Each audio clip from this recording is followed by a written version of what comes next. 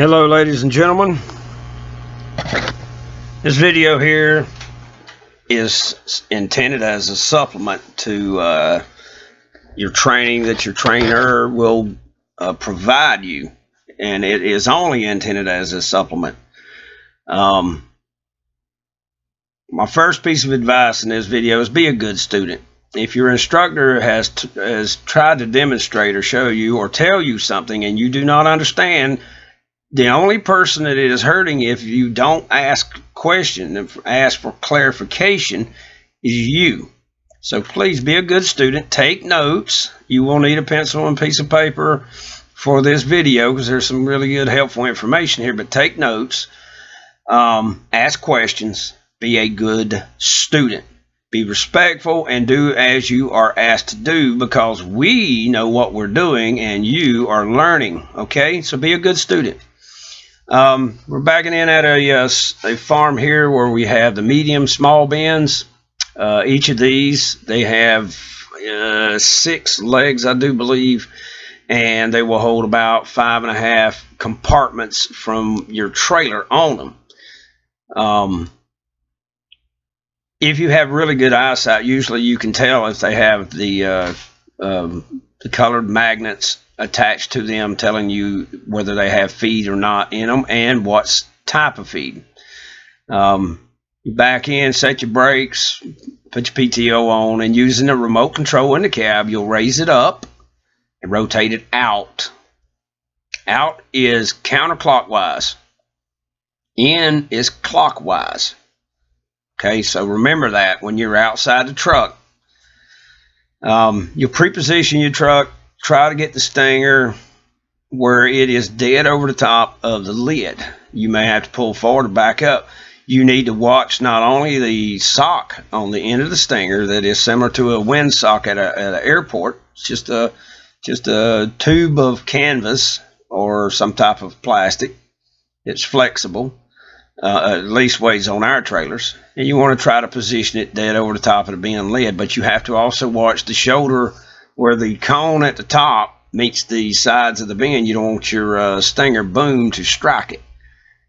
If you have really good eyesight, this is not hard. If you don't, you may have to get out of the truck and look at it a different way. I've got really good eyesight at long distance, even though I'm getting older, and my short range close-up vision sucks. Okay, take your paperwork with you, put it in the mailbox.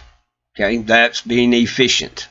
Move your stinger out of the way, open your bin lid. Go ahead and put the correct color magnet on the bin. Remember, it's all about being efficient. United States Marine, well, let's wait on that for a second. Opening the bin lid here, and you put the handle down under and lock it. But the U.S. Marine Corps have a saying, slow is smooth and smooth is fast. Let's redo that a little bit and put being efficient is smooth and smooth is fast.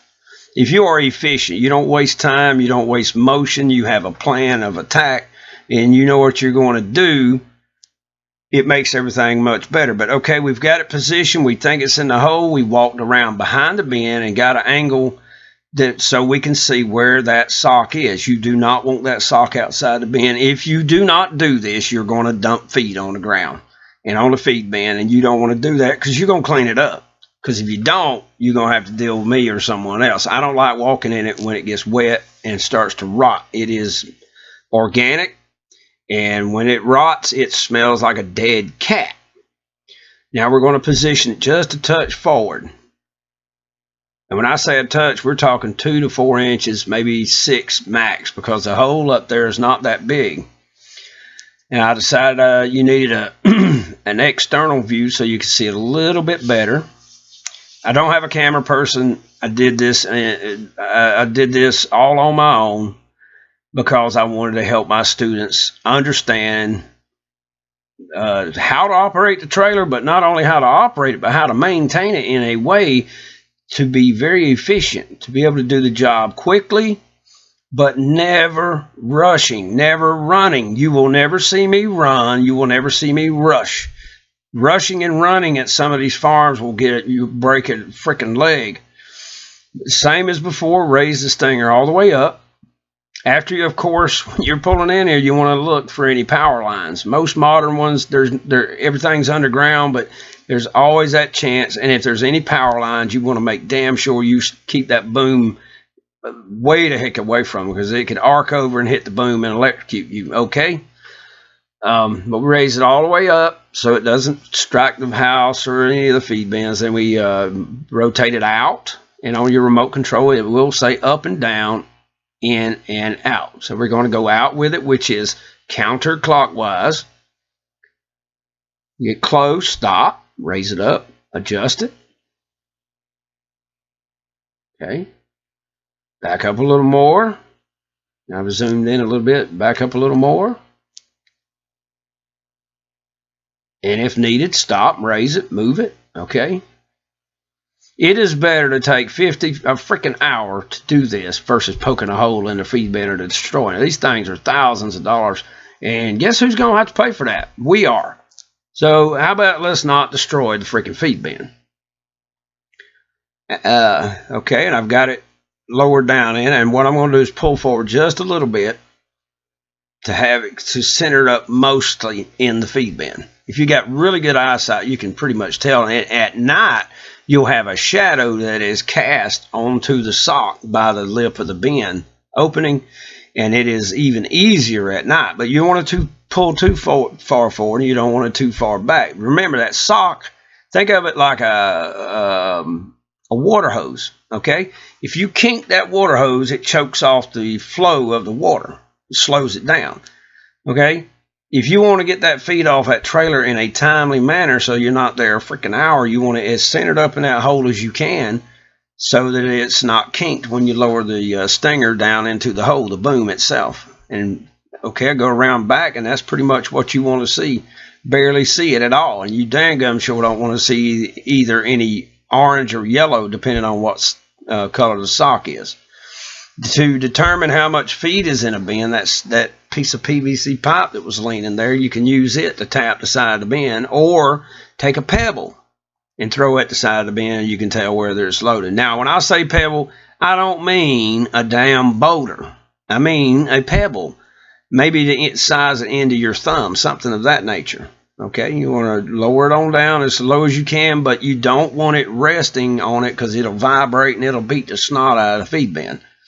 And here are your controls. The first one's left or up and down. The center one I'm holding is left or right.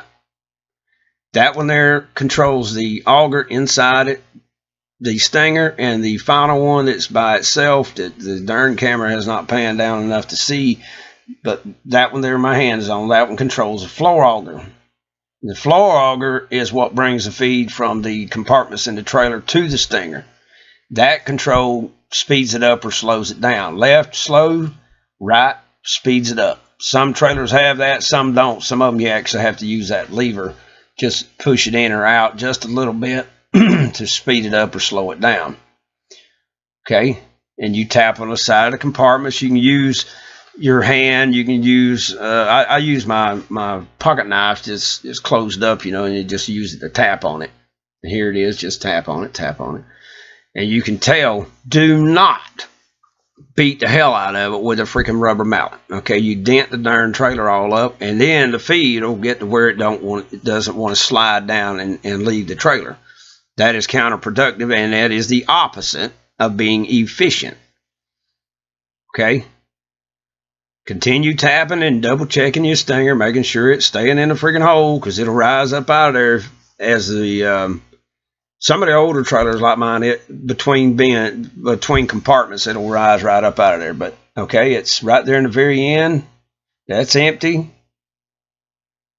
That's got feed in it, just barely. And by the time I can walk around the trailer, it'll be emptied out. We're going to go ahead and walk around, open up the next compartment. Again, being efficient, maintaining it. You want to maintain the flow of feed. Now, here's the deal. If you open up 2 or 3 compartments at once thinking you're going to actually do yourself some good, guess what? You are being counterproductive, because it will slow the floor auger down. It will work the damn system so hard it will begin to break and fail over time. And guess who has to go and sit with it while it's at the shop being fixed? That's right, you are. And I can assure you, even at $14 an hour, while you're sitting there, you're making less money than you would be hauling it. Okay, here's the magnets. Green is starter feed, yellow is grower feed, and finally red is withdrawal, also known as finisher. Those are the feed types, and your feed ticket will have the type up in the right-hand top corner. And what you're doing is communicating to the farmer as well as the next driver who's bringing feed out what is in each bin. And you definitely, that's the reason when I get out of the truck, I take the paperwork with me. And I go ahead and put the correct color code on the feed bin so that I don't forget it. Then I put the paperwork in the mailbox. Then I finish completing the setup and start unloading. That way it's all done. You don't have to worry about it. Okay?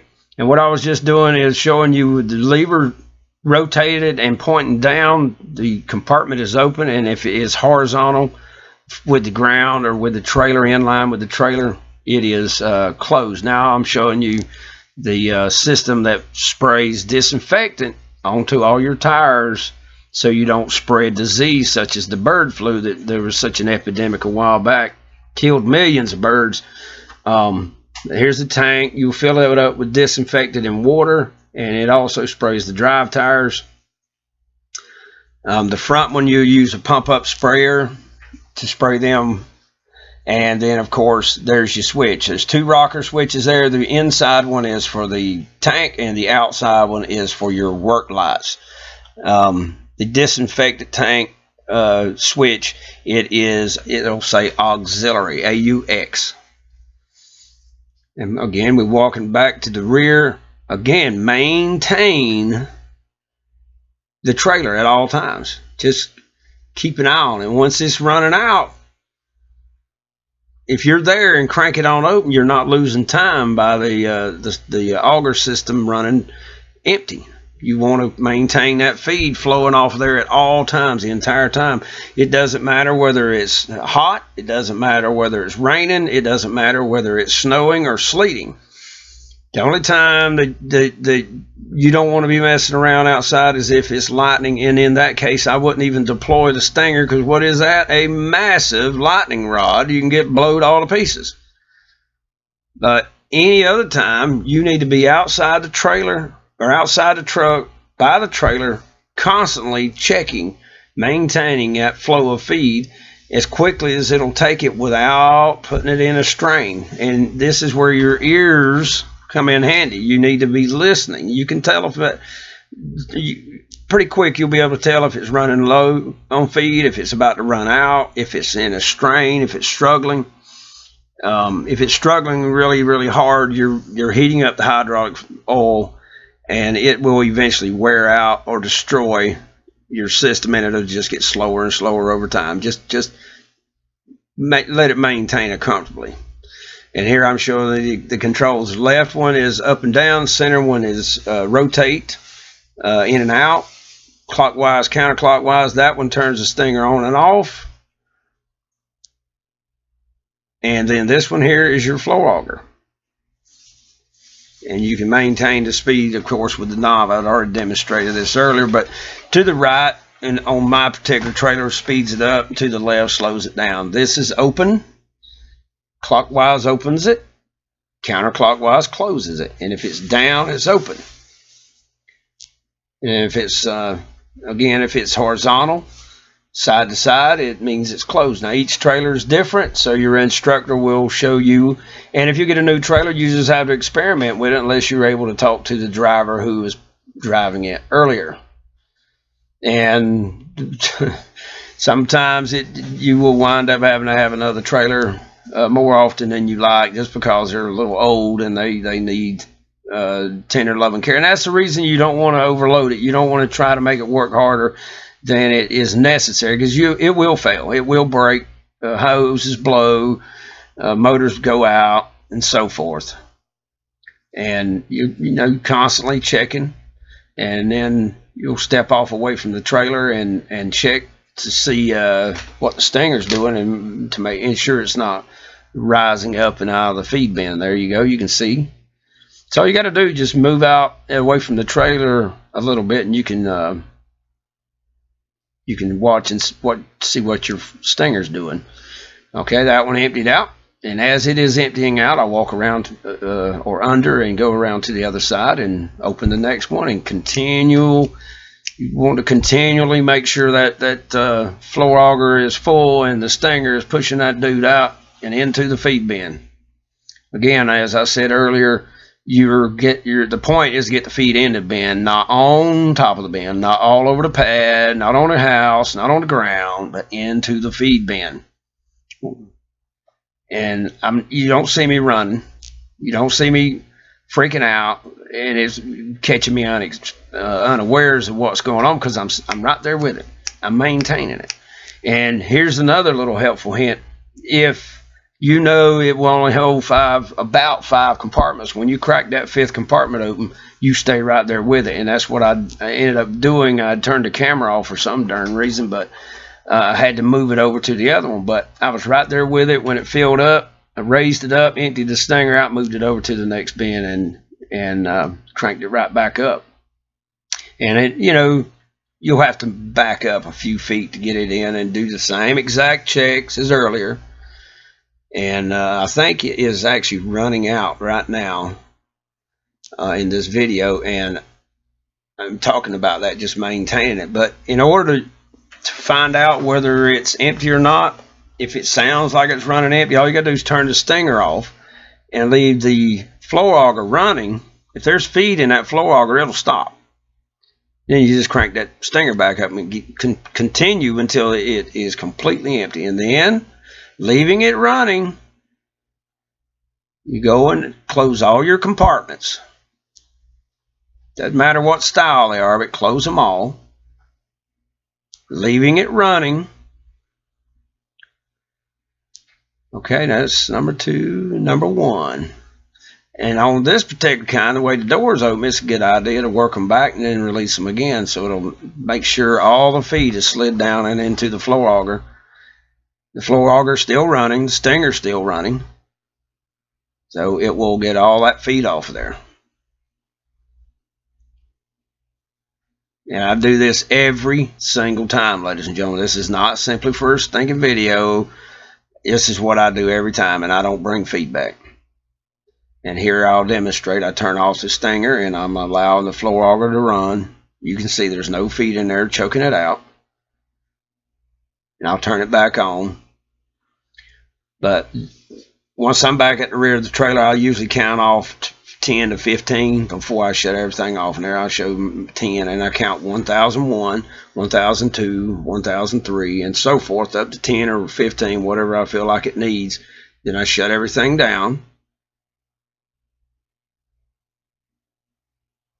And see, I've shut the stinger off and let the floor auger, and it was continuing to move, so I know there's no more feed. I raise it up to its maximum height and then turn it.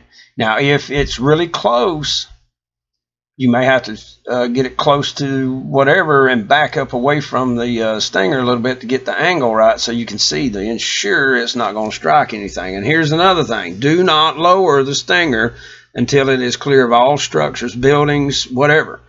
Even after running it for that 10 or 15 seconds, when it's already ran all that time you were closing your compartments, there's still a residual amount of feed in there, and you can spill it. Don't want to do that. Not on top of the buildings. And okay, you put it, before you leave the controls, you put it in the saddle, the stinger in the saddle, then you walk over, and that's when you close your feed bin lid. And that way you do not forget about it and drive off and hit a freaking power line, a bridge, or whatever, and we all make fun of you and talk about you behind your back because you're an idiot. Now you walk back, you check all your controls are off, your compartments are closed, stingers in the saddle, and finally visually verify that your feed bin lid did indeed close, because sometimes you may need to rock it open and close a few times to get it to snap all the way down. Get back in the truck, bump your clutch and push it in, turn your PTO off or out, it will say out. Check your mirrors that your feed bin lids are indeed closed. That's another check. Readjust your mirrors. Check the other feed bin lids. Your stinger is in the saddle. Your compartments are closed. Your magnets are on the bins communicating what you brought. Your paperwork's in the fee is in the mailbox. Double, triple check that your PTO is off, and then you're ready to rock and roll. And that's it, ladies and gentlemen. Nothing to it. Thank you.